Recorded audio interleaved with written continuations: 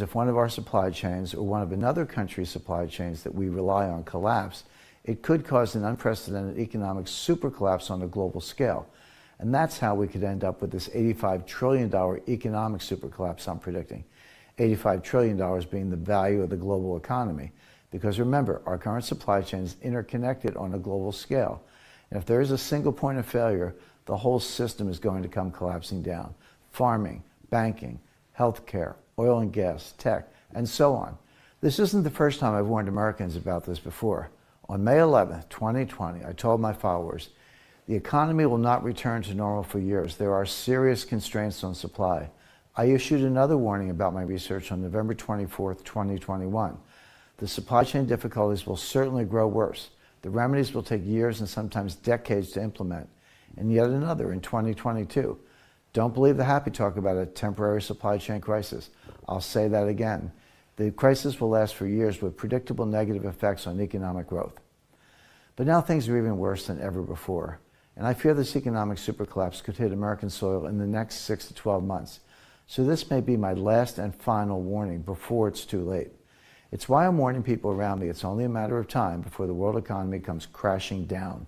Because when you talk about risk of catastrophic collapse, the risk increases with the size of scale.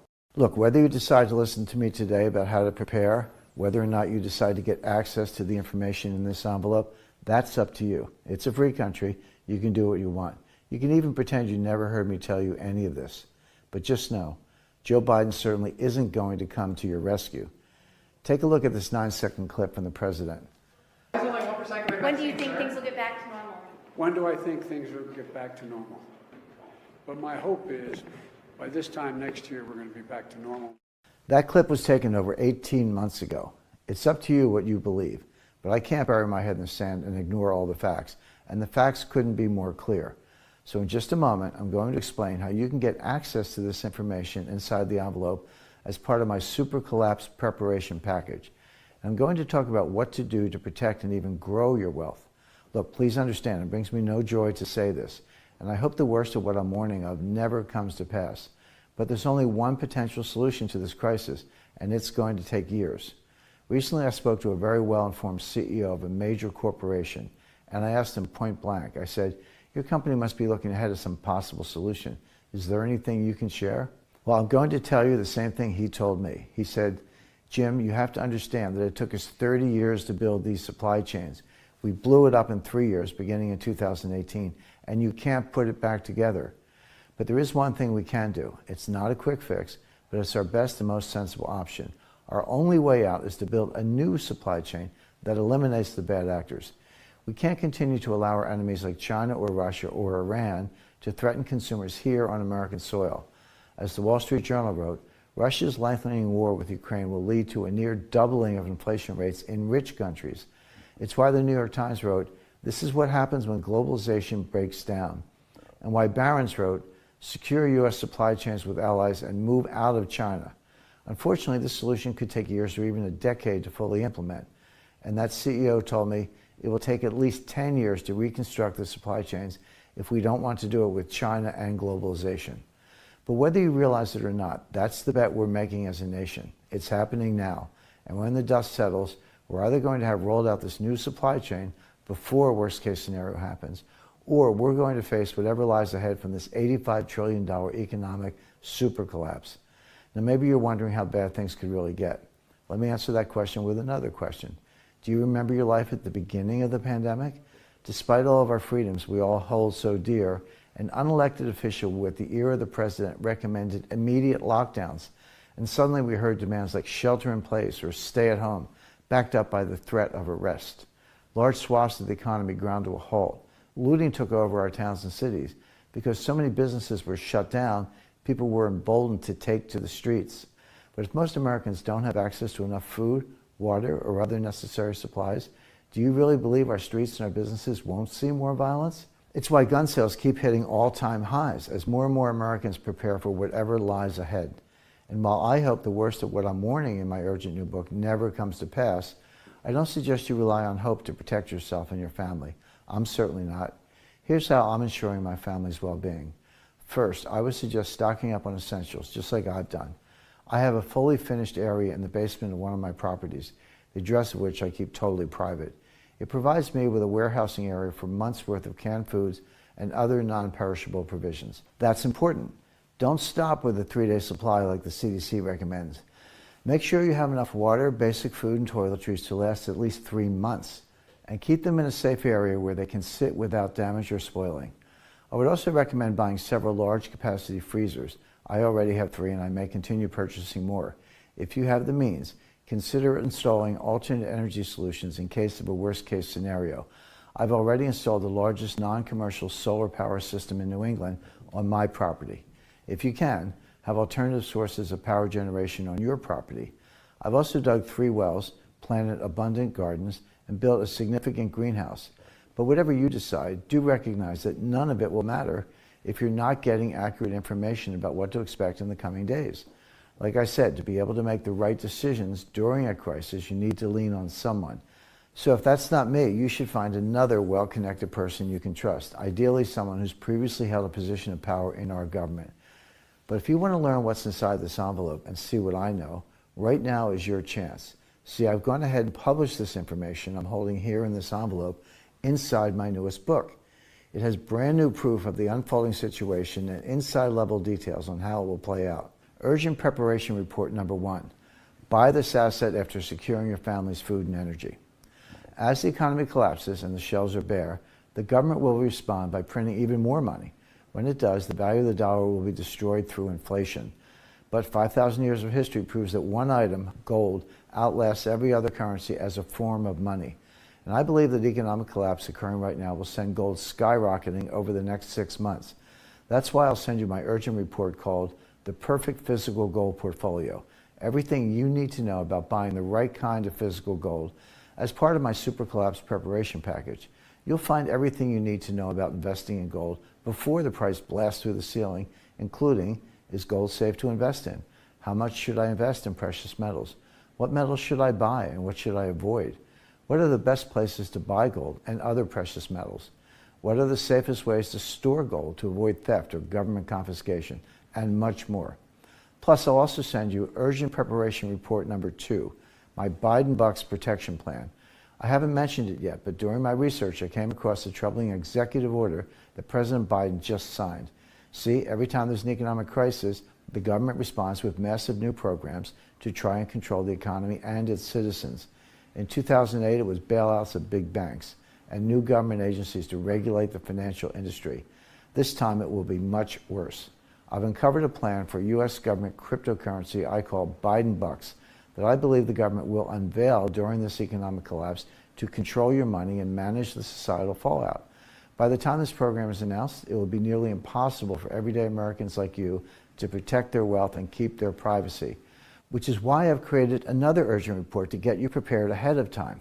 Inside this new report, you'll get step-by-step details on what these Biden Bucks are, why they'll be used during this collapse, and how to outsmart this sinister program by creating, 1, an off-the-grid fortune. Secure $1.1 million in wealth inside a soda can safe. 2, saving your freedoms. Have liquidity and spendable wealth without using Biden Bucks. And 3, growing your personal wealth. You'll get possible investment upside as events unfold. And 4, ensuring you maintain your wealth regardless of external conditions. Building your own off-the-grid portfolio now will protect you from the government surveillance day coming during the economic super collapse. Biden Bucks testing is underway. The digital dollar could be rolled out soon. Before it's too late, make sure to protect yourself and your retirement savings. You'll find everything you need in this urgent report as part of my Super Collapse preparation package. But that's not all, because you'll also get Urgent Preparation Report number 3. Secure this secret off-the-grid asset. You see, I've learned of another little appreciated asset that's a liquid form of wealth.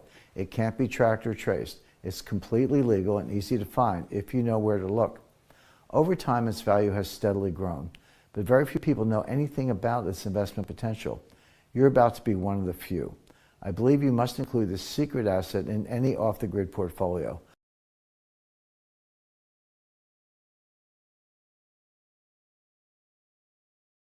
It's a triple greatest bubble of all time times 3 in the sense that it's real estate, stocks, and other asset classes. So yeah, I do. That is my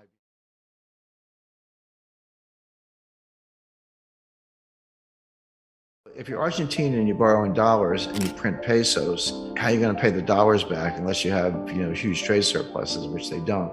So they just default. Argentina is a serial defaulter and everyone expects that. If you borrow in dollars and you print dollars, which the United States does, they're like, what's the problem? Just print the dollars and pay the money back. Well, that's true. If you print dollars, there's no reason to default on dollar debt because you actually can print the money and buy the bonds. But it doesn't mean nothing else bad happens. What about inflation or hyperinflation? What about a foreign exchange rate? The exchange rate can collapse. And these modern monetary theorists show very little understanding of the international aspects. They treat the US like a closed economy, which it's not. If it were a closed economy and we didn't have to worry about trade deficits, trade surpluses, capital flows, exchange rates, foreign credit, China owning $1 trillion of US Treasury securities, which they do. If you didn't have to worry about any of that, I think they'd probably still be wrong, but they'd have a better case. But you do. She says, well, we don't really need a bond market, US bond market. We only have a bond market as a favor to investors because it gives them a place to put their money. They say when inflation happens, raise taxes. By the way, they also say you don't need a tax system because if you can just print the money, why do you have to collect taxes? And their answer is, we collect taxes to redistribute income. Okay, well, at least they're honest. That's kind of a socialist model, but they're honest about it. If you ask the typical member of Congress to define modern monetary theory, they'll look at you funny. They've either never heard of it or they certainly don't know what it means, MMT, Acting in accordance with modern monetary theory. Whether they know it or not doesn't matter. The actual behavior, let's go back to COVID, as we talked about the debt to GDP ratio. So Trump put through a $2 trillion COVID relief package. And that was when, the Paycheck Protection Plan, that was $800 billion, and everyone got the $1,200 check. And then at the end of December, at the very end of the Trump administration, they did another $1 trillion almost. And that's when everyone got the $600 checks. And now you're up to $1,800. By the way, those checks, that is helicopter money. What the Fed does is nonsense. But when it's fiscal policy, not monetary policy, and you're handing out checks, that is helicopter money. And credit to Larry Summers for saying, you're going to get inflation out of this. Well, Biden comes into office in January 2021, and he's like, not to be outdone. He did his own COVID relief package. That was another $2 trillion. And that's when we all got the $1,400 checks. They just handed them out. And then later that year, they did the $1 trillion infrastructure package. And then, just to top it off, what we get recently was the just under $1 trillion Green New Deal, I call it the Green New Scam. And the baseline budget deficit, before everything I just described, the baseline budget deficit was about $1 trillion a year. So take $1 trillion for 2020, 2021, add on, $2 trillion for Trump's first package, $1 trillion for his second one, $2 trillion for Biden's first package, $1 trillion for the Green New Scam, and I think $1 trillion for infrastructure. That's $7 trillion on top of the $2 trillion baseline budget deficit. So that's $9 trillion piled on top of what was at the time about a $21 trillion national debt. So that's how we got to 30 trillion. That's how the ratio went from 106 to 131. These numbers are mind-boggling, and MMT says it doesn't matter. But it does matter, and it shows up the way I described earlier, which is it slows growth. You don't get growth. So best case for the U.S. is very slow, weak growth, which we saw from 2009 to 2019. Worst case is you throw a recession on top of that, which we're heading for, and the U.S. will be in fiscal distress. If we're on the verge of a global liquidity crisis, as revealed by the Eurodollar futures curve and the Treasury yield curve and, negative swap spreads and Treasury bill auctions with the yield to maturity below what the Fed will give you for a phone call. All those things are happening. That's hard data.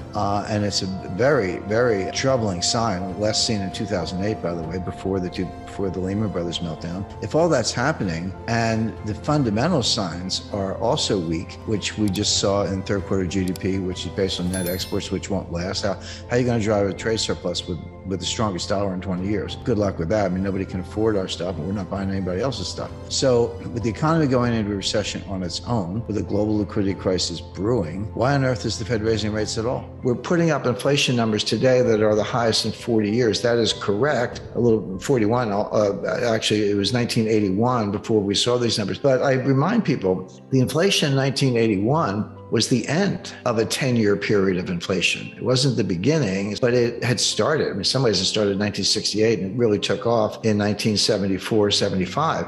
So 81, these numbers, that was when Volcker finally got it under control. But you go back to 80, 70, well, between 77 and 81, so that 5-year period, the dollar lost 50% of its purchasing power, not 15, 50 in that 5-year stretch. So you were putting up numbers, 10%, 11%, 13% and higher year after year. Yeah, in 1981, it was, 9 or 10, which is what they're comparing it to today. But that was on the downslope. It had been higher than that in 77, 78, and 79. So the question is this the beginning of an inflationary surge where it's going to get even worse and it is going to last 5 years? Is it different than that? But keep that in mind, because the 40-year comparison, it is correct, but that was the tail end of an even worse episode. Third quarter was a lot stronger, 2.6%. But when you dissect that, what you see is that was almost 100% driven by net exports. When was the last time the United States had positive GDP driven by net exports? Probably 1959. I mean, that's typically a drag on growth, and we've been running trade deficits forever. That meant that people were still buying U.S. goods, but the U.S., we were not buying as much from other people. That's indicative of a slowdown. Consumption was weak, private investment was weak, inventories were weak. Those are the real drivers of the economy, and they were all weak. So, okay, net exports, that's not sustainable. So I would look for a recession, a more severe recession to begin in the fourth quarter. That's one, combined with Fed tightening, interest rate hikes, balance sheet reductions, et cetera. That's one whole vector, and I wouldn't put any weight on a low unemployment rate. It ignores labor force participation rate, which is awful. It's down around 62% versus 70% in the year 2000. But beyond that, unemployment is a lagging indicator. Unemployment goes up after a recession begins. Employers are very reluctant to lay off employees. You got to pay severance. It's expensive to recruit and hire them back and train them. So you pretty much wait until the recession has already started, and you can, all right, I got to lay some people off. So it's not a leading indicator, it's a lagging indicator. So the Fed is behind the curve. There's a brewing global liquidity crisis, a global financial crisis that's different from a recession. It's financial panics and recessions are two different things. They can come separately. In 1998, we had a financial panic, but there was no recession. In 1990, we had a recession, but there was no financial panic. In 2008, we had both. They can come together. It looks like they might be coming together again. This is revealed in inverted yield curves.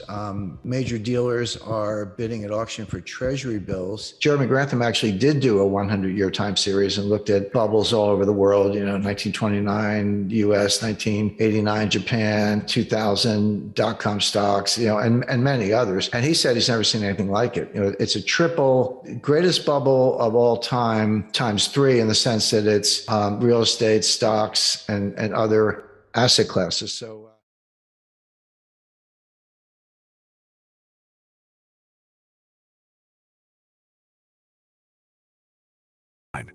Countries like Switzerland, Germany, Austria, China, and various Asian nations have maintained a strong affinity for gold. In contrast to the United States, where gold investment is often overshadowed by more traditional financial instruments, these countries have a deep-rooted appreciation for the precious metal. Don't forget to like and subscribe if you enjoy the content we do here on this channel. Let's get right into the video.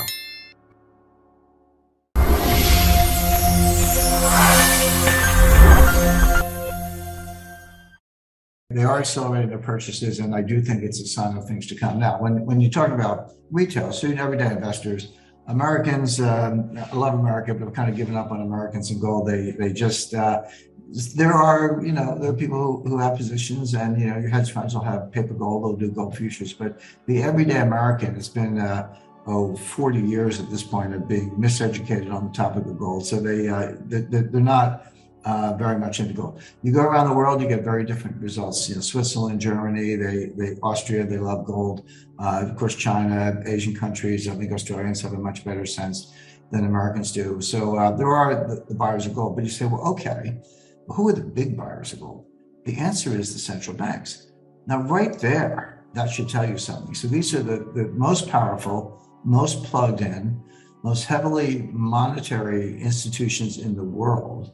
And they're the ones buying gold. Now, they would have you believe that gold's not money, gold serves no purpose, the first ones to say, John Maynard Keynes said it was a barbarous relic, which he never said, by the way. He said something, he used the phrase barbarous relic in reference to the gold exchange standard of the 1920s, which was a hybrid gold foreign currency standard, but the foreign currency is not gold. So he said that's a barbarous relic, but he never said that about gold himself. And actually, toward the end of his life, he favored, at Bretton Woods, he favored a global currency called the backward, backed by gold. And, it's not guesswork. There were papers he published at the time, and that was rejected by the United States, which kind of ran the show, partly because not to get too down in the weeds, but our Undersecretary of the Treasury, who was our representative at Bretton Woods, was a Stalinist agent. He was a communist. This didn't come out until the 90s, after the fall of the Soviet Union, when a lot of classified information was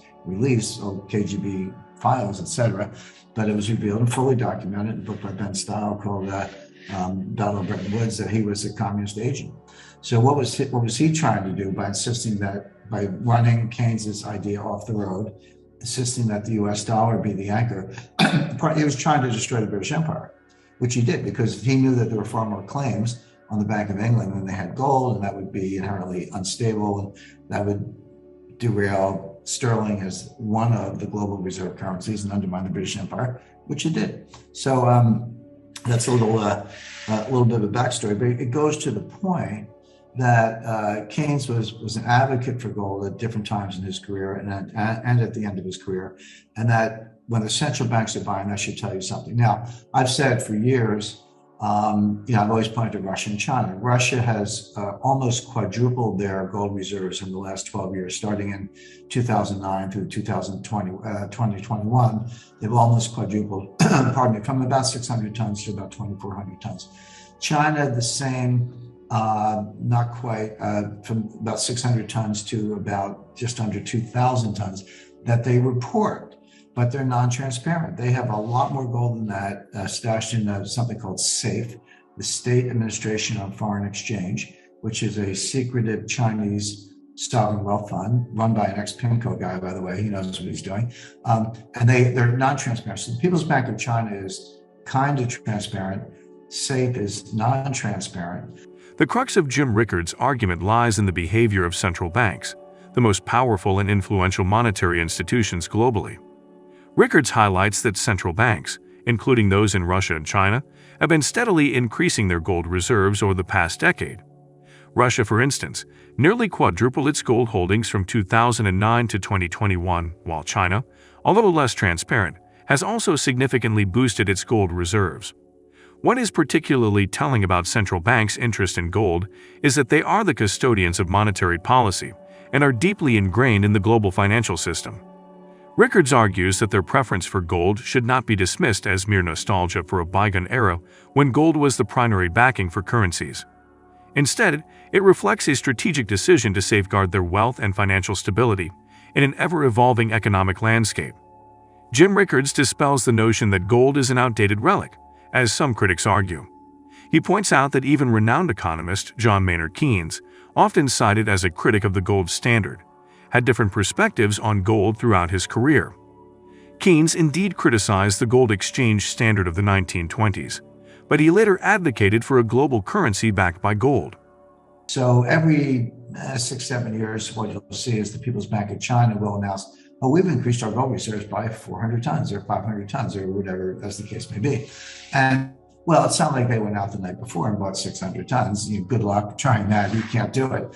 Well, what it means is that SAFE took some of the hidden gold that they had been acquiring slowly and in an accounting entry moved it over to the People's Bank of China, and boom, there's 500 tons overnight. But of course, they had it all along, and they still do. So they probably have more. So Russia and China are big acquirers, again, tripling or quadrupling their gold reserves. But now we're seeing it in a lot of other countries.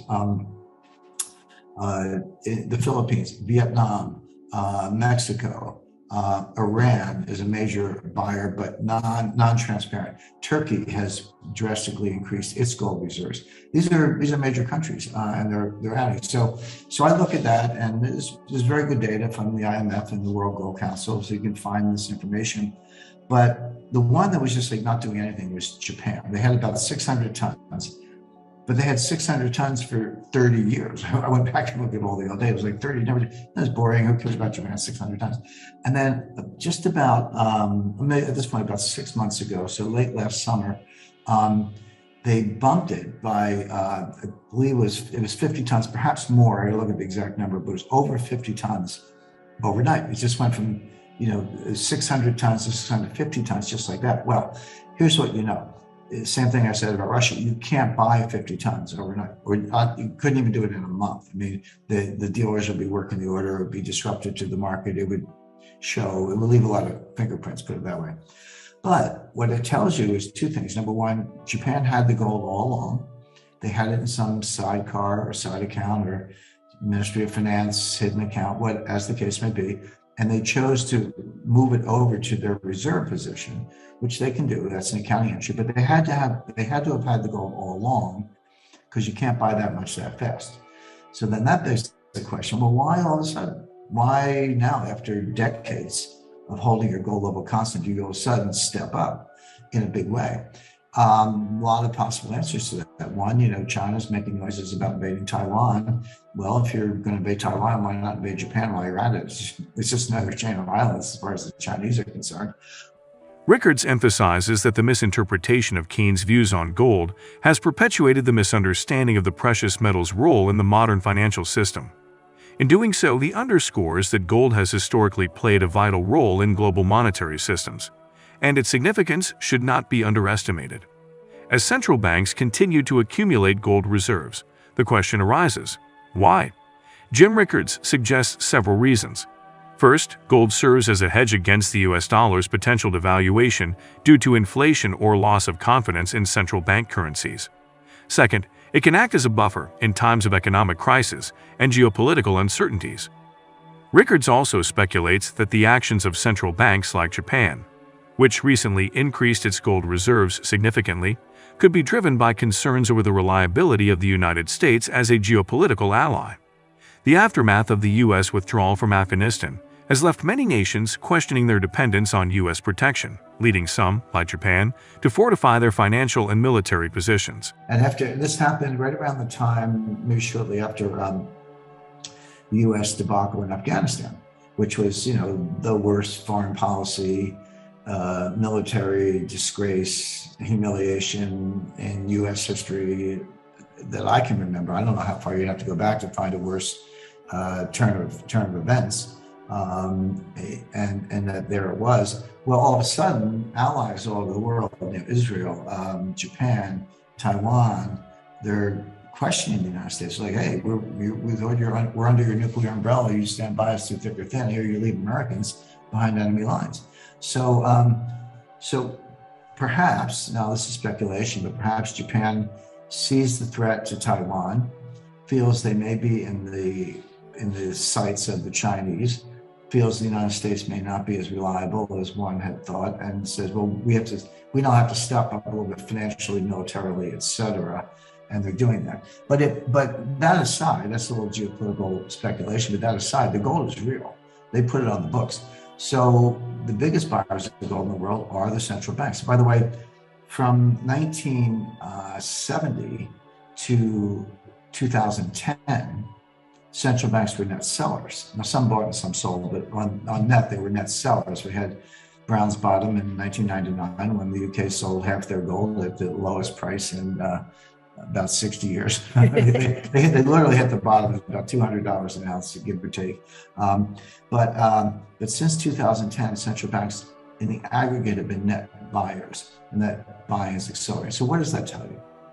It tells you that the most knowledgeable players in the world are adding gold to their reserves because they consider that a prudent hedge to the US dollar, if you have US dollar inflation, or to collapse the confidence in central bank currencies generally, or they're just saying, hey, we're part of the club. By the way, here's a good trivia question for you, Shay. If you're in a bar and with a lot of brainy economists around, ask them, bet them a drink on this. Ask them what percentage of U.S. reserves are in gold. The answer in China is about 2%.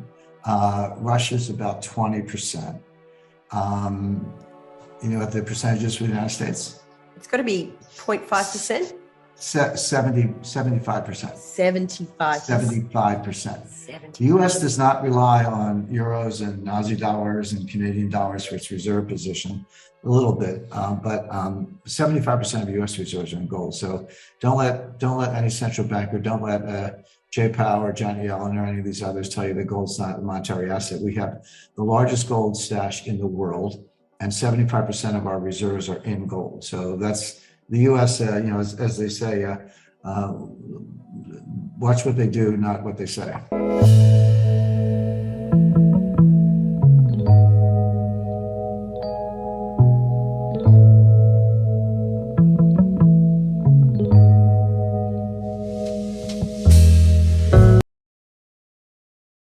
I would say that the Fed's monetary policy will fail or is failing, and fiscal policy will fail, is in the process of failing, even if gold didn't exist. If you didn't have gold as a multi-millennial monetary standard, even if gold wasn't there as a reference point, which of course it is, but these policies are failing anyway, and there are a lot of reasons for that.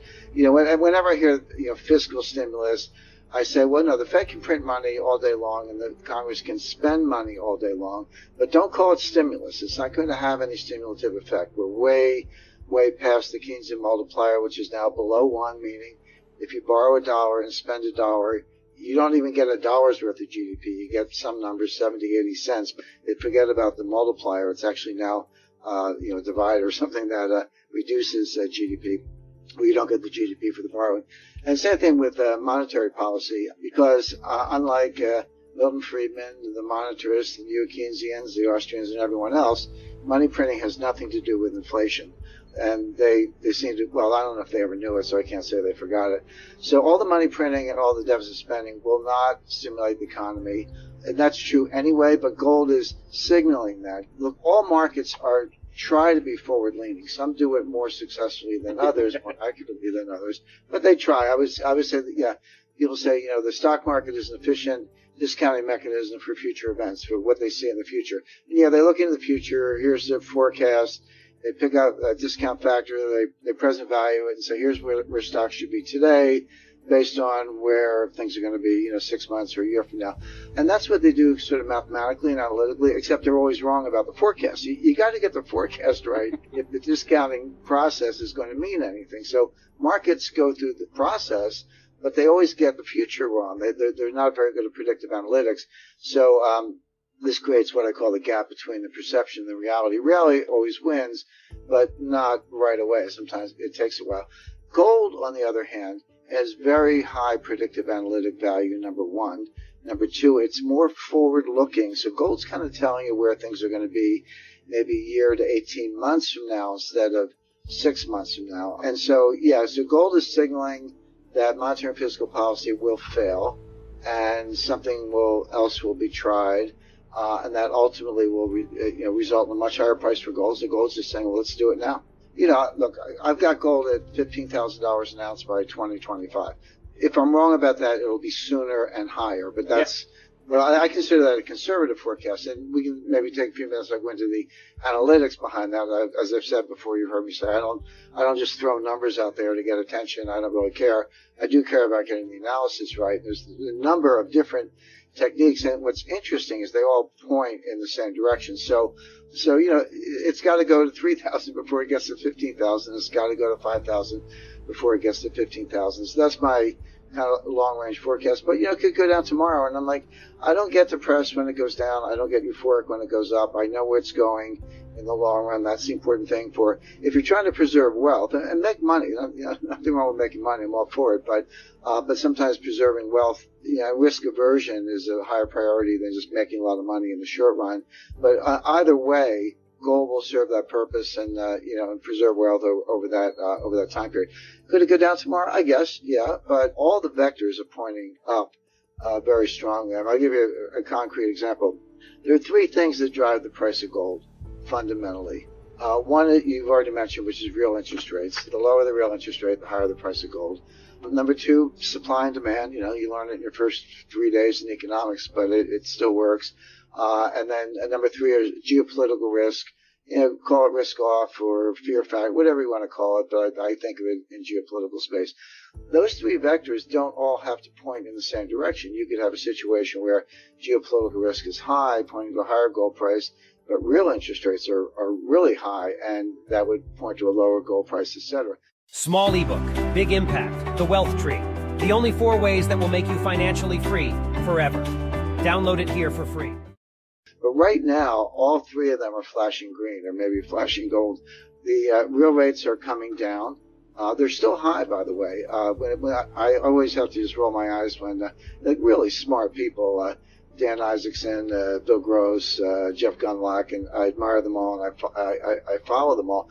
But they've all been carried out feet first on this, bond bubble thing, the greatest bond bubble in history, and short bonds, and the interest rates have nowhere to go but up. They're just failing to distinguish between nominal rates and real rates. Nominal rates are low. Real rates are not low.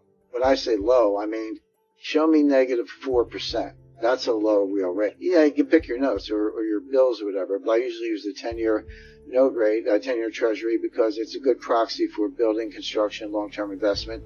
People don't borrow overnight to build a building. They borrow for 7 years if they can, et cetera. So to me, that's my proxy for sort of economic growth and inflation forecasting. That's it's about 70 basis points today, etc. But inflation is, 1.5, take your index. So that puts the real rate, maybe negative 25, negative 50 basis points. Well, thank you very much. But, I remind people in 1980, I borrowed money at 13%, but inflation was 15%. And my borrowings was tax deductible, and the tax rate, I lived in New York City at the time, was 50%. So my real after-tax rate was about negative 7. That's a low real rate. So the point is, we have a long way to go. And it doesn't matter, people are interested whether the Fed's going to pursue a negative interest rate policy, take the target rate on Fed funds below 0. Legally, they could. It's already been done in Europe and Switzerland, Japan, a few other places. I don't necessarily forecast that. I don't think the Fed necessarily wants to go there.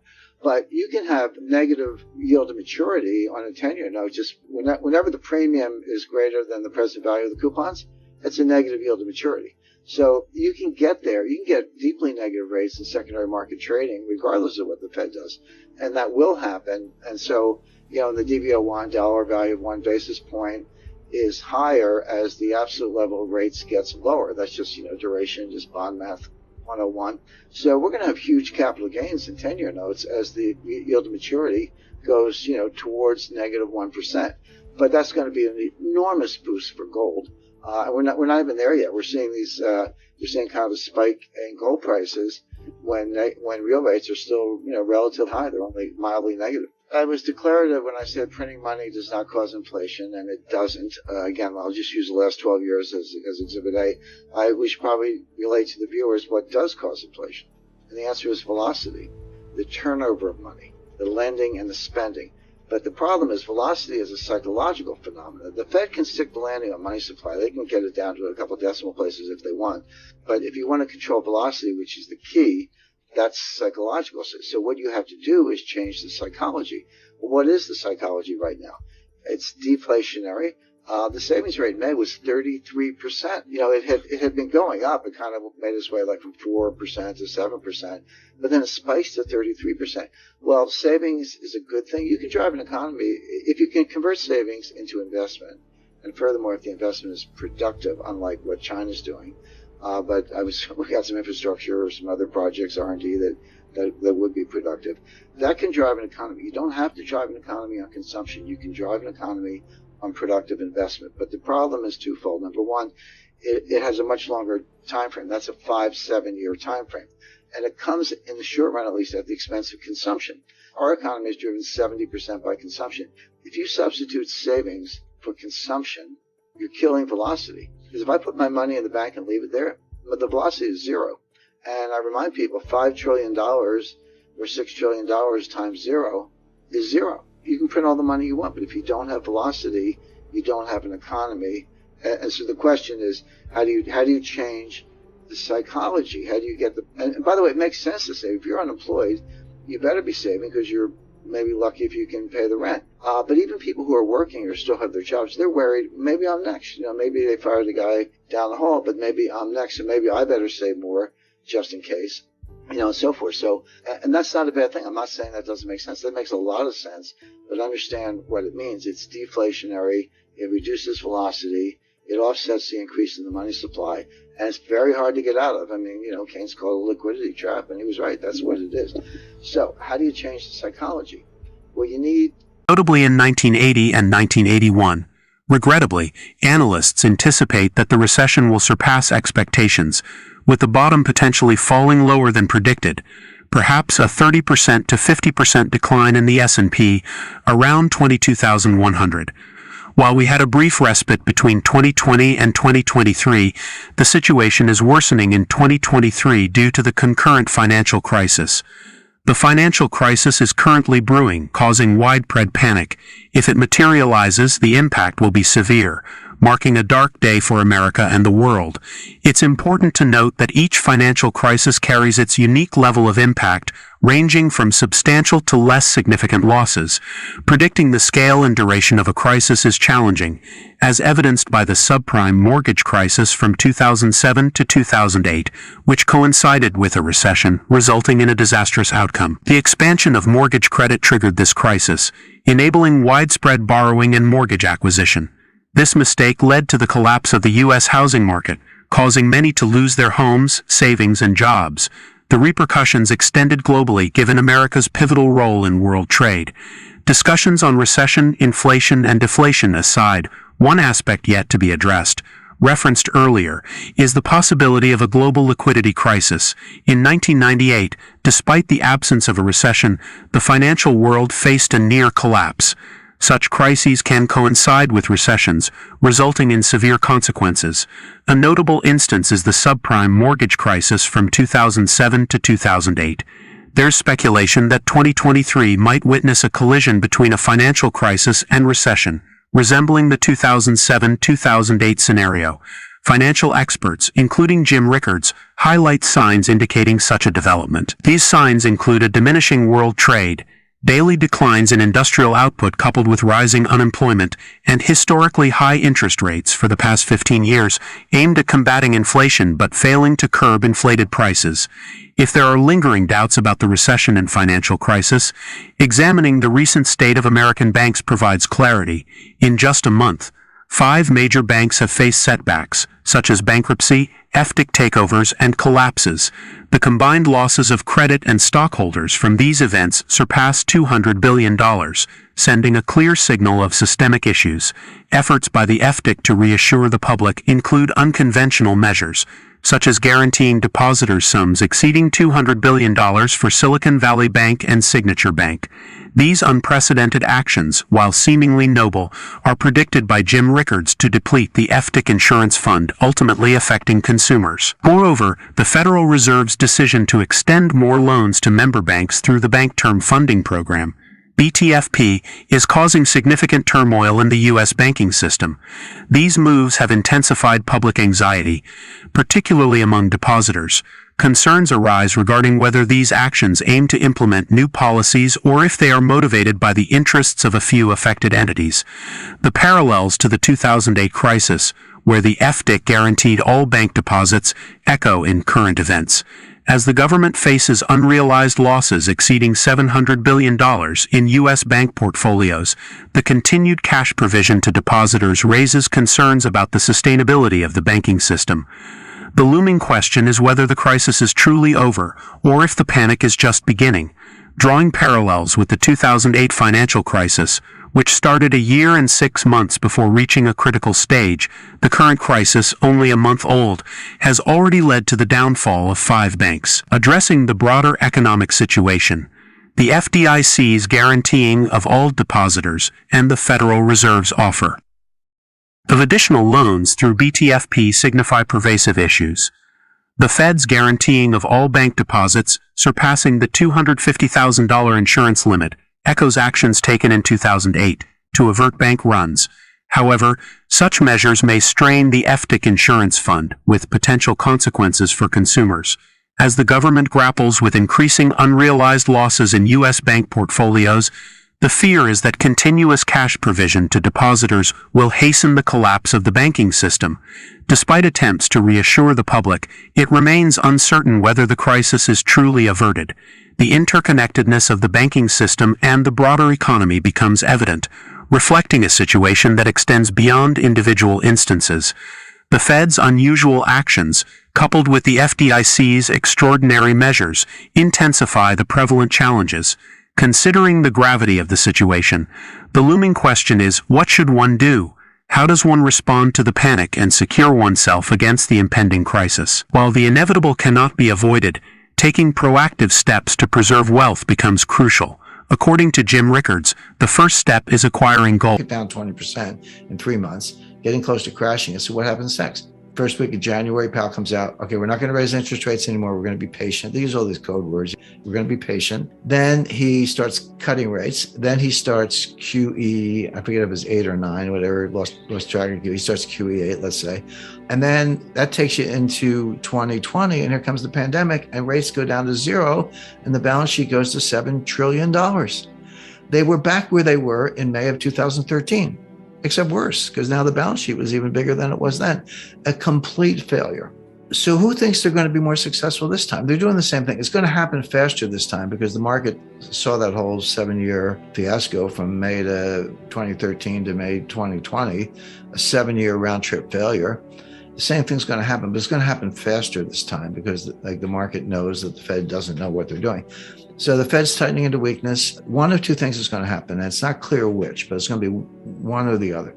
They're going to keep tightening and keep tightening and keep tightening, try to get a handle on inflation and crash the stock market. Or they're going to lose their nerve, back off on the tightening, and then inflation is just going to rip, which will also crash the stock market. So take your pick, but it's going to be one or the other. But this idea of a soft landing is nonsense. The 2021 thesis was that, inflation grew. Part of it was base effects because, the way the government calculates inflation, it's monthly data compared to the year before. So it's year over year, monthly, then annualized. And so one could easily explain inflation in April, May, June 2021 because you were comparing it to 2020, which was the worst recession since 1946. But the base effects would run off in September, October, November. But the inflation persisted, even though the base effects were gone. So now it's like, okay, this is real inflation. It's coming from somewhere else. It was coming from the supply chain, which the Fed can't do anything about either because the Fed doesn't drill for oil. They don't build pipelines and they don't grow wheat. The Fed can't do anything about any of those things. And that's where the war and the sanctions and the continuation of COVID played a role. So, I say you can have your own views, but you can't have your own data. The data is clear. The inflation is here. The renowned economist Jim Rickards continued her speech as follows. The supply chains are deteriorating, but these disruptions in the supply chain did not originate with the conflict. They didn't even commence with the pandemic. They initiated with the trade war led by Trump in 2018. I discovered an excellent book on this topic, authored by Luan Larocco. What's intriguing about her book is that she completed it in late 2019, serving almost as a control experiment. It predates the pandemic. It's convenient to attribute the disruption in the supply chain to the pandemic, which indeed played a role. And the conflict also had its impact. However, we have a meticulous examination of the supply chain's condition before either event, and the conclusion is, it was chaotic. It was chaotic back then due to tariffs on China and China redirecting soybean purchase orders from the United States to Brazil. That may seem straightforward because Brazil cultivates soybeans. Well, guess what? You have to transport the ships to Brazilian ports. You have to reorganize all the logistical lanes. That was already happening. The pandemic exacerbated it, and now the conflict exacerbates it even more. Yes, the world is fragmenting. We're disengaging. Globalization is concluding. There will be a new iteration of it. It's not the termination of world trade, but you might witness perhaps the Five Eyes, UK, US, Canada, Australia, New Zealand, and allies in Western Europe forming a new trading bloc while excluding China and Russia. It will resemble somewhat the Cold War. I discussed this with Paul B. However, in the 70s, something similar occurred. It commenced with cost-push inflation. It was the Arab oil embargo in 1973 after the Israel-Arab War. Then the Arabs imposed the embargo on us. quadrupling the price of oil from $3 a barrel to $12 a barrel. It might sound inexpensive, but that's a 300% increase. Subsequently, we experienced a severe stock market crash and recession in 1974, the most severe since the Great Depression at that time. We've encountered more severe ones since, but back then it was the worst recession since the Great Depression. Following that, the Fed intervened and Nixon abandoned the gold standard. Nixon implemented an accommodating monetary policy in '72, a bit earlier for his re-election effort, etc. So, here comes inflation, but along the way, and then there was another oil embargo, actually an Iranian oil embargo in 1979 after the Ayatollah took over. So there were dual oil shocks. It was a supply-driven cost-push inflation. However, it transformed into demand pull. It evolved into a demand-side scenario that I lived through. I was a young, up-and-coming lawyer at Citibank, a senior officer living in New York City. That was a time when if you desired anything new, furniture, TV set, vacation, anything, you rushed out. You dropped everything, rushed out, and did it because the price was escalating so rapidly. This is instructive in two ways. Firstly, it illustrates that the Fed is consistently behind the curve. It shows that these issues can persist much longer than anticipated. But more crucially, because I believe things will happen more swiftly now, it demonstrates inflation shifting from cost push to demand pull, transitioning from a supply-side matter to a psychological shift on the consumer side. Volcker managed to suppress it, but at a substantial cost. Unemployment reached approximately 11%. He elevated interest rates to 20%. How does that feel? Mortgage holders, student loan holders, and others? 20%. We're talking about 40% on credit cards in that era. People tend to forget, well, doesn't inflation mean you have high growth or whatever? At least low unemployment. No, we had stagflation. We had inflation and high unemployment. There were 3 recessions between 1974 and 1982. We experienced 3 in 1974, 1980, and 1981, which persisted until 1982. By the way, people lost confidence in the dollar in the late 70s. Jimmy Carter's Treasury issued what they call Carter bonds. The U.S. Treasury issued debt in Swiss francs. Now it was Treasury. You mentioned a fresh perspective on the case for gold, highlighting an impending confrontation within it. Referring to the analogy of tectonic plates, I envision a symbolic representation, perhaps a twig, signifying the fragility of people's confidence within this context. During the keynote presentation at the Sprott Natural Resource Symposium, you began by emphasizing the significance of confidence. Could you elaborate on why this aspect holds such paramount importance in your presentation? Absolutely. The essence of my presentation focused on gold as the once-in-future money. Historically, gold served as a widely accepted form of currency, yet today, the prevailing belief is that it's merely a commodity, not money. Personally, I view it differently. I consider gold as money and analyze it through that lens. However, this perspective isn't commonly shared.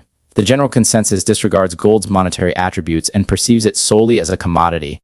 Gold had its prominence as money in the past, but presently, it's not widely acknowledged as money except by a minority, including myself. Yet, I firmly believe it will regain its status as money in the future.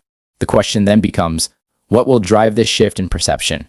To lay the groundwork, I started by questioning the fundamental definition of money. Through various illustrations encompassing feathers, clamshells, euros, gold, silver, beads, digital currencies, credit cards, and Bitcoin, I aim to highlight that throughout history, these diverse forms have all served as money at different times and in specific societies. Criticisms often surface, asserting that certain currencies, like gold, paper dollars, or Bitcoin, lack tangible backing. However, I argue that the common thread among all forms of money is their reliance on one crucial factor: confidence. The crux lies in the confidence shared between individuals in considering something as money.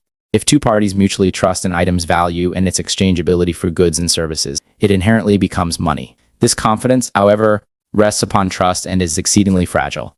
Losing this confidence can happen swiftly and is incredibly challenging to restore.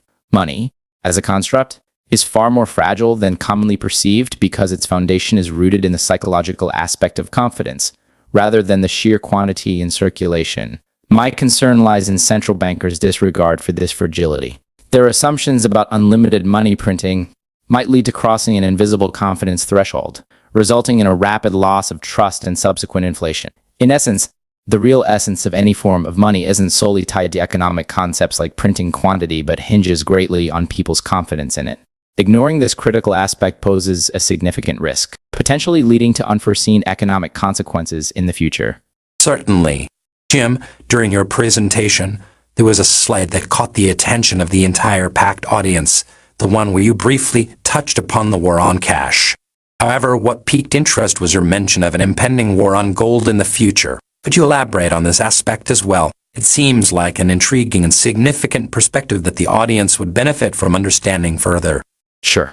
A lot of people have heard the expression war on cash. Governments don't like cash. It's hard for them to trace. And they associate cash with drug dealers, terrorists, and tax evaders. Right. But there are lots of legitimate reasons to have cash. And people who have money in the bank think they can get cash whenever they want. And I make the point that you really can't. You may think you can, but go down to a bank and ask them to give you $20,000 in cash. Let's say you've got $50,000 in your bank account, and you say, "I'd like some cash. Please give me $20,000. They might ask you to come back 3 days later. They might not have that much cash. They'll definitely ask the branch manager to come over because the teller won't be able to handle the transaction for $10,000 or more. They will file a report with the government, the currency transaction report. But even for amounts significantly less than $10,000, if they don't think you've got some cash business like, I don't know, maybe a pizza parlor or something like that, they might file a suspicious activity report. My point is, you won't be treated like an honest American or an honest Canadian or a citizen of the world. You'll be treated like a criminal. They'll do everything possible to discourage you, and you'll find that you actually can't get the cash you think you have. Plus, there are countries in the world. Sweden, I think, is the leading edge that are going to all digital money. They want to get rid of money, meaning paper money or coins. And coins aren't valuable because they're not made of silver. They're made of zinc or copper alloys and so forth. They want to get rid of all paper and coin type money and go to completely digital money. So you have your debit card and your credit card and your wire transfers and your online transfers and all that, but no actual paper or coin type money. Even for the countries or monetary groups that still have paper money, they're reducing it. For example, the Eurozone, the 19 countries that make up the euro, just got rid of the 500 euro note. Until recently, you could get a 500 euro note. There's some still in circulation, but they're going to stop making them. So the next biggest denomination will be the 200 euro note. The United States used to have a $500 bill until the late 60s. Then they got rid of that. Now they have a $100 bill. But the $100 bill of the late 60s, when it was the largest denomination, is only worth 20 cents today in terms of 1960s purchasing power. Even that is kind of going away, not in terms of zeros, but in terms of what it's actually worth. So there's a full-scale war on cash. The point I'm making is that people say, "How's it going?" I said, "Well, it's over. The government won't think. You may think you can get cash, but you can't. But you can get gold. There's nothing stopping." I was in London recently. I went to a place called Sharps Pixley. It's a gold bullion dealer right on the corner of Jermyn Street in St. the kind of fanciest shopping district in London, one of the most attractive retail locations in the world, and you can walk in right off the street. It looks like a bank, but it's not a bank, except maybe it is a gold bank. Walk out to the teller, say, "I'd like to buy 1 kilo of gold." They'll say, "Fine. That's $45,000 and pay with a credit card." Or, "I want to buy a couple of gold coins." And they'll say, "Fine." They won't say dollars. Obviously, they'll say pounds, a couple of £1,000, etc. They'll give you the gold there. If you want to store it, you can store it. They have safe non-bank storage. If you want to walk out the door with it, that's okay too. It's kind of like a knight in the 19th century in London. You could walk up to a normal bank and give them paper money and they would give you gold and you could walk out with it. So Sharps Pixley has reinvented that kind of bank of gold concept. There are very few barriers to owning gold. Sprott has a very good gold fund.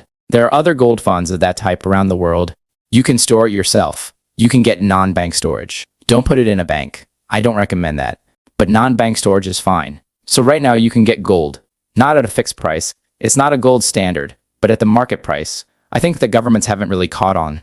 They've spent so many decades disparaging gold, making fun of gold, ridiculing gold holders and sort of running gold off the road that I don't think governments are alert to the fact that gold is money.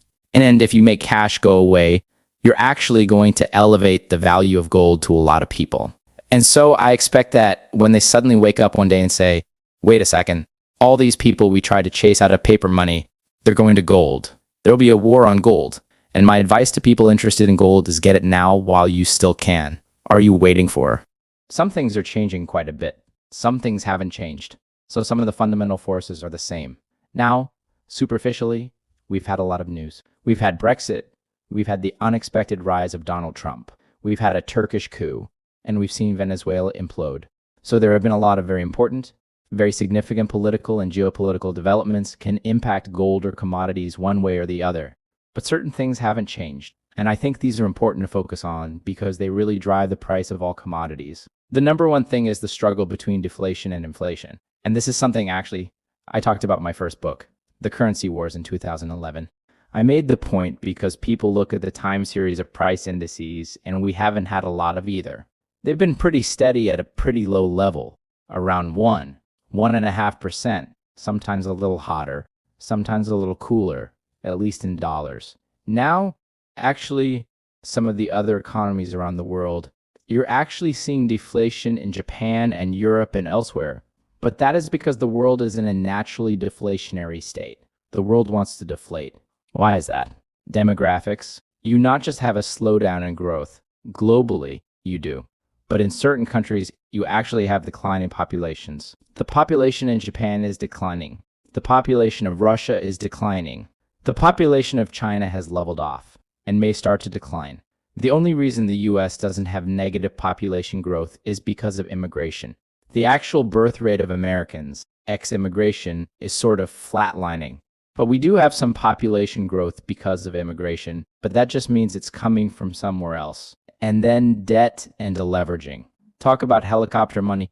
We'll just give people money and they'll go spend it. Well, they might not spend it. There are two other things you can do with it. You can save it or you can pay down debt.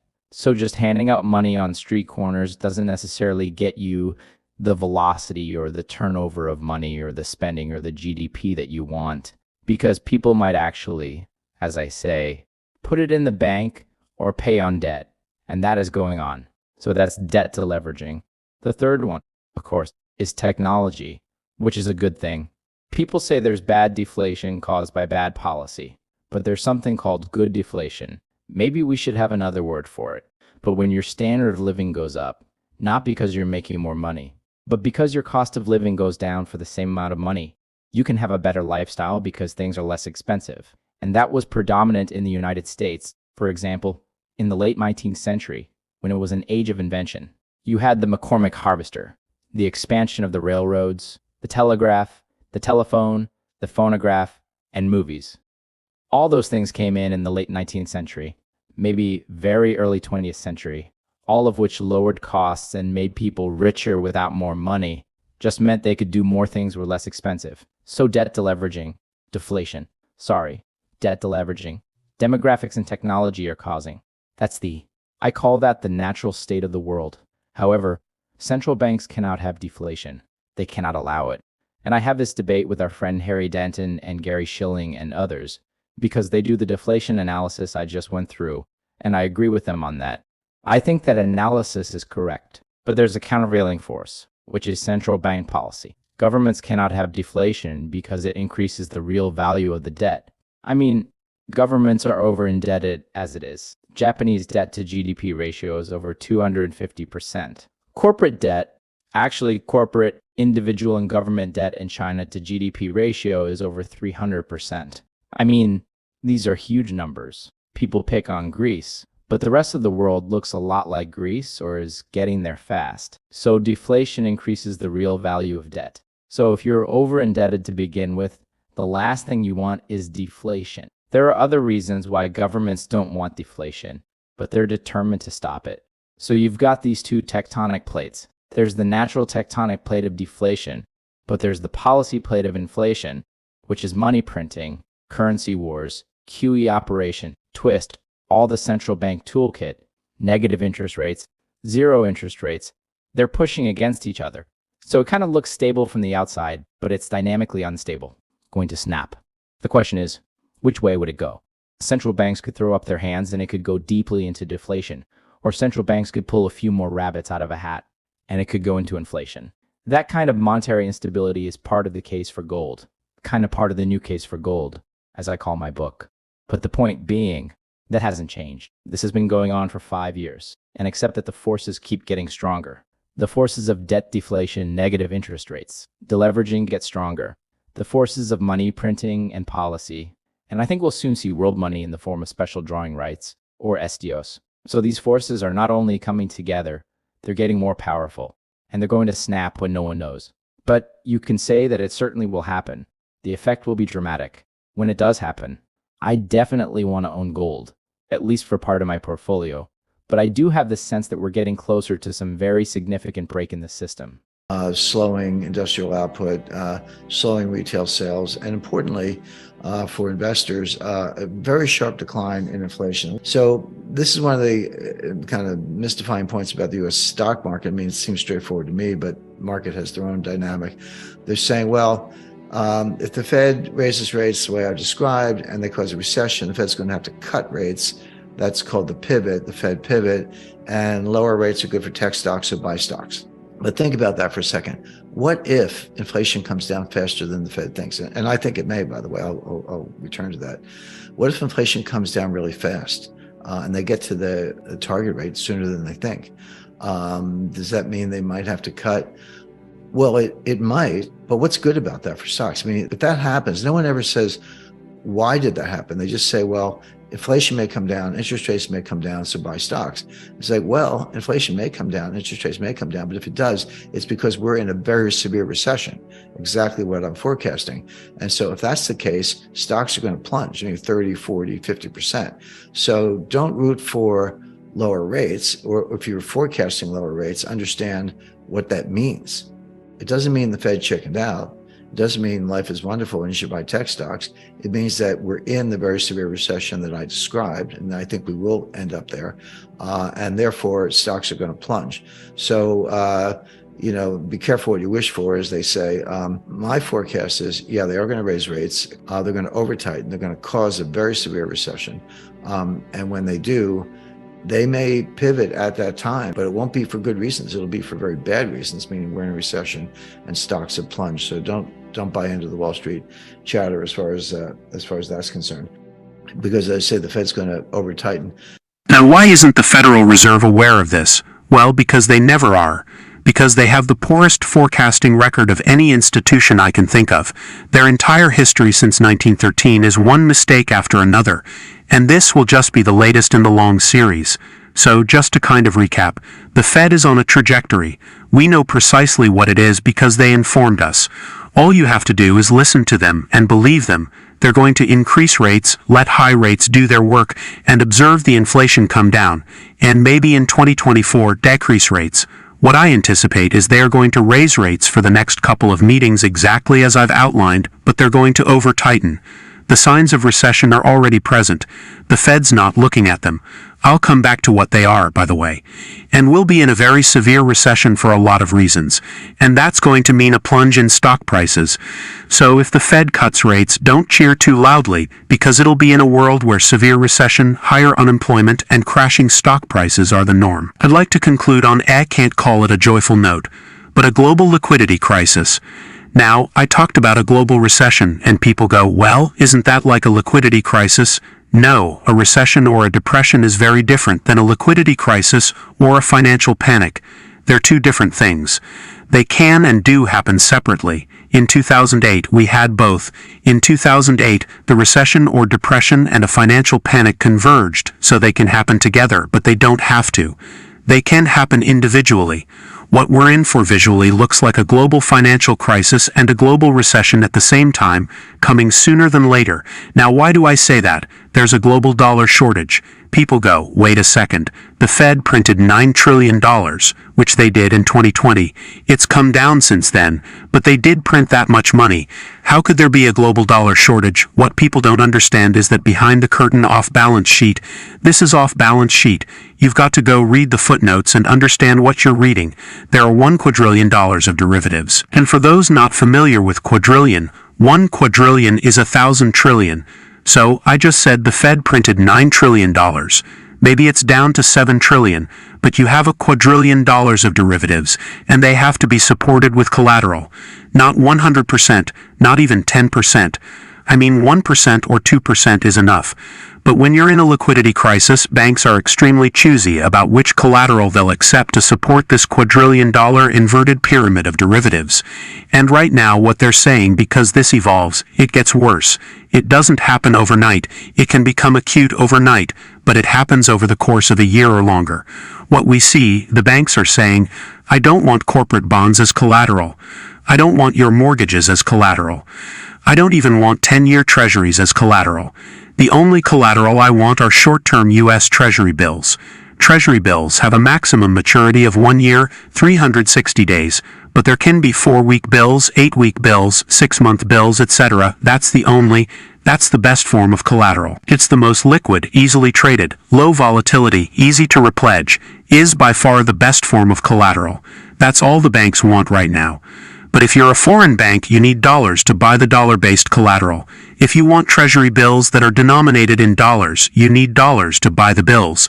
That's why the US dollar is so strong. People go, wait a second, the US has a multi-trillion-dollar annual budget deficit, a massive trade deficit, 132% debt to GDP ratio, $31 trillion in debt. You're going into a recession. How can the dollar be so strong? The answer is everything I just said has nothing to do with the demand for dollars in international foreign exchange markets. The constant rise of the markets is perplexing, isn't it? Despite the less than stellar state of the economy, ongoing political turmoil, and the overall uncertainty within America, I have some pressing thoughts to share, and I'm eager to hear from our expert, Jim Rickards. Jim, here are the queries. How can stocks continue to climb amidst the looming threat of World War III, ongoing conflicts, soaring national debt, and a chaotic political landscape? Another question that's on everyone's mind is why the stock market seems buoyant despite the barrage of negative news. Investors and Americans alike are seeking answers, Jim. What's your perspective on this perplexing situation? The S&P 500, the Dow Jones Industrial Average, and the NASDAQ 100 all peaked in late 21 and January 2022. Look at a 3-year chart. Stop looking at a 3-day chart. People in general stop looking at 3-day charts, at a 3-year chart. They all peaked in NASDAQ, peaked in November 2021, and Dow Jones and SP peaked in January, like the first week of January 2022. Those indices are down significantly from where they were almost 2 years ago, or over 2 years ago. So you can talk about the bull market all you want. They're down over the last 2 years period. Now, has there been a rally lately? Yeah, and there have been 4 or 5 along the way. And I'm not saying you can't make money, but I'm saying that in this volatility, up and down, the trend is down. So let's not get too excited about the stock market because the trend is down as I described. Just look at a 3-year chart. You'll see exactly what I'm talking about. Now, where do we go from here? Oh, stock markets are bubbly in the face of something horrible, where we've seen that before. I mean, the stock market during the cycle around the 2007-2008 financial crisis. Remember that crisis started in the spring of 2007, kind of reached a fever pitch in August 2007. That was when Cramer had that famous meltdown with Aaron Bernard on CNBC. They know nothing, etc. But the stock market actually peaked in October 2007. So there we are, 6 months after HSBC warned about rising defaults and mortgages, 2 months after the Fed almost caused a meltdown. Jim Cramer called them out in August 7, but the stock market peaked in October 7. So stock markets go their own way. They're supposed to be leading indicators. They're really not. First of all, the stock market is not peaking. The peak was 2 years ago, right?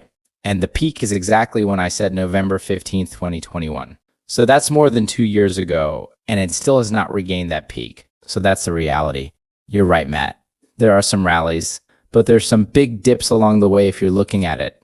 Okay, right now we're in kind of rally mode. Why is it rallying? This started in kind of mid to late October. The Fed signaled that maybe they're done raising interest rates, and maybe they are.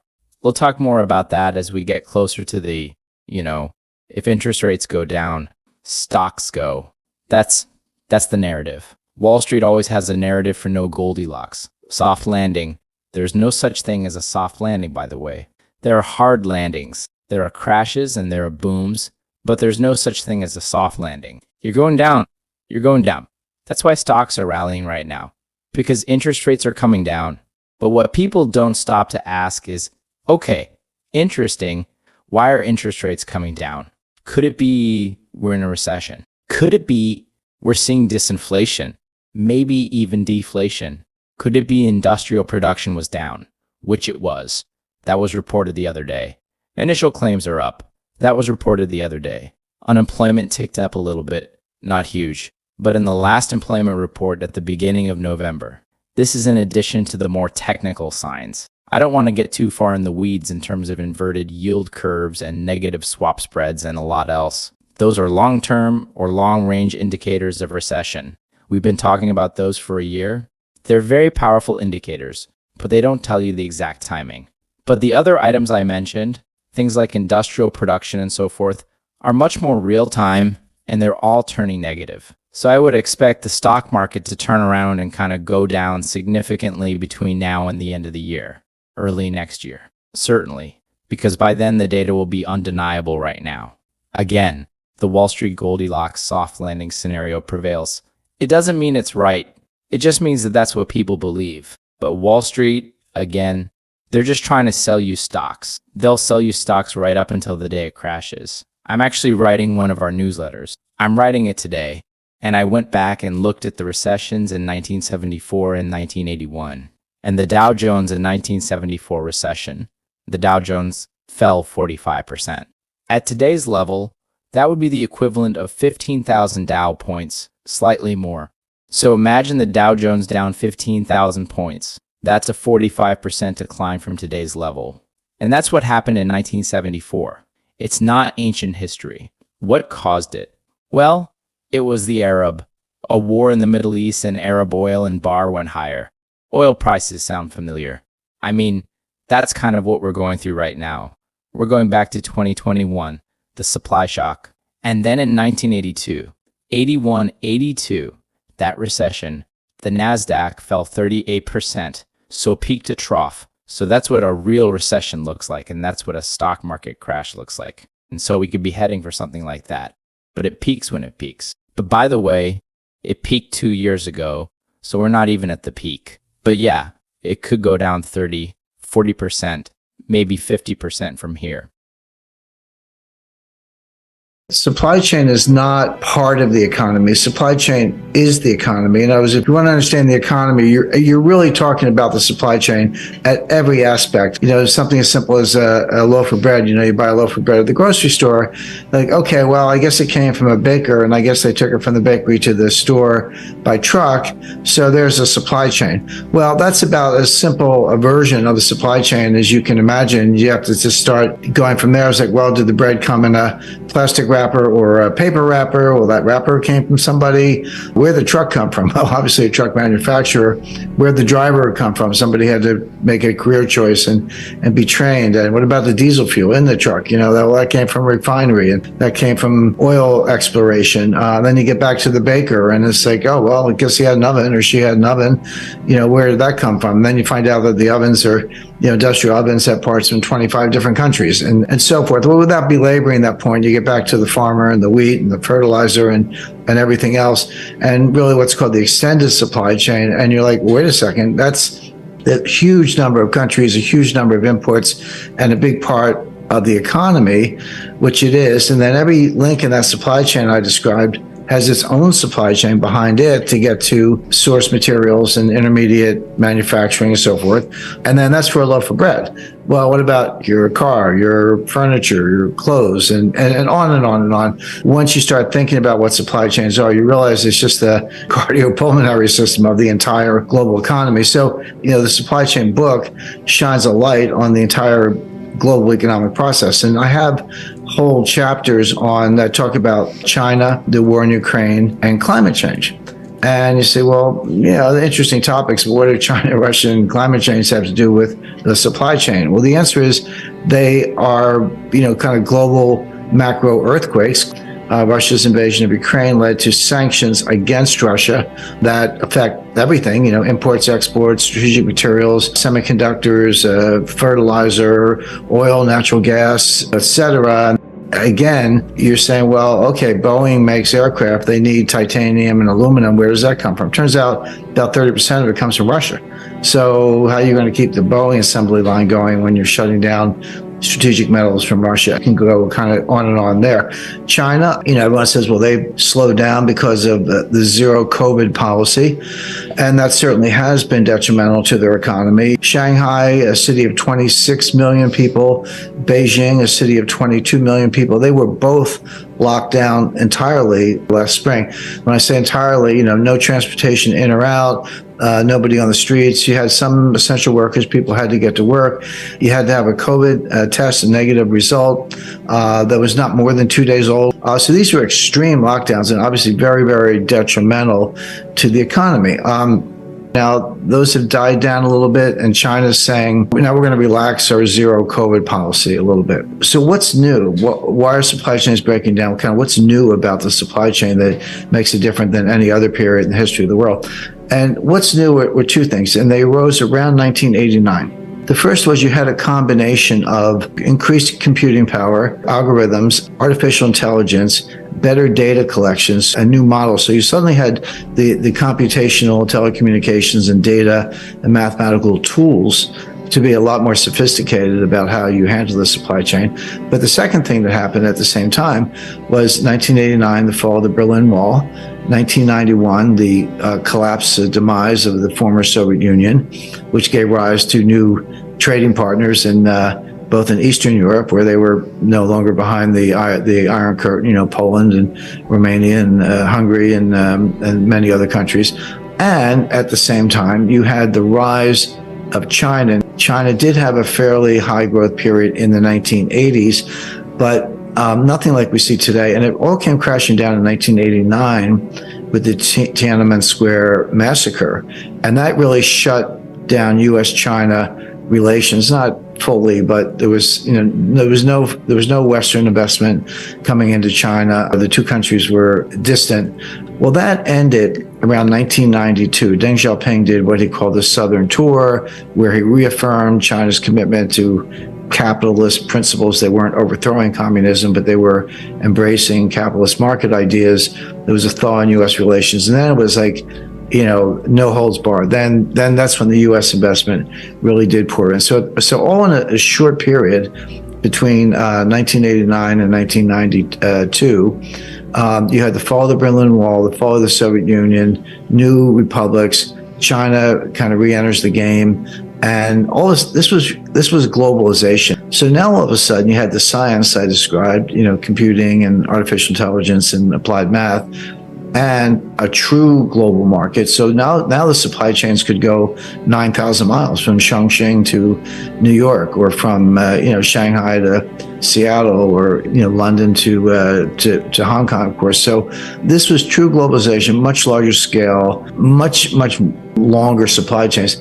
and it worked. And so this was a period I call supply chain 1.0, 30-year period from 1989 to 2019. Now, why did it break down around 2019? Three things. A lot of people look at the pandemic and they go, oh yeah, COVID, that disrupted everything. That was the problem. And some people look at the war in Ukraine and the Russian sanctions and go, that was the problem. And they both made it worse. They both made it worse, no doubt about it, made the supply chain worse. But it really started in 2018 with Trump's tariffs on China.